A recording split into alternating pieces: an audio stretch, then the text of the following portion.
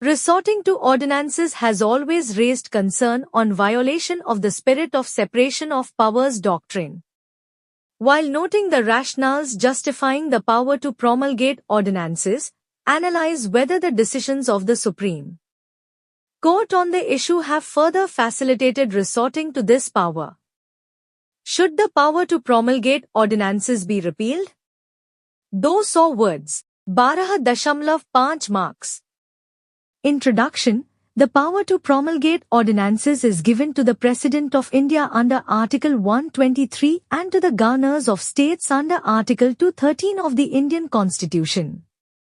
This allows laws to be made when Parliament or the state legislature is not in session, especially during urgent situations. However, using this power raises concerns about the separation of powers, which the different roles of the legislature, executive, and judiciary body.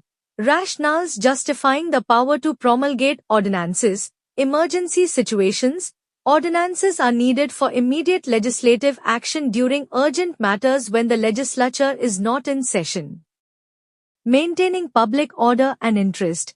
They can help maintain public safety and protect citizens' rights when legislative action is absent.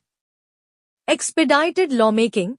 Ordinances allow for quicker lawmaking, bypassing lengthy legislative processes. Supreme Court's decisions on the issue.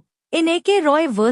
Union of India, 1982, the Supreme Court upheld the power to issue ordinances but stated that the President's satisfaction is subject to judicial review.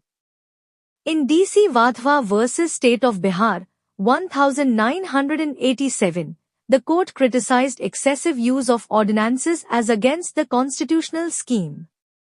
The court reiterated in K.R. Lakshmanan v. State of Tamil Nadu, 1996, that ordinances should be issued only for urgent matters. In Krishna Kumar Singh v. State of Bihar, 2017, the court ruled that repromulgation of ordinances is unconstitutional. The court emphasizes that the power to promulgate ordinances should be used carefully and only in exceptional situations. Conclusion. To uphold the spirit of separation of powers, the ordinance power must be used responsibly and within constitutional limits. Instead of repealing this power, enhancing checks and balances through judicial review and legislative oversight can help prevent misuse while ensuring it remains available for urgent needs.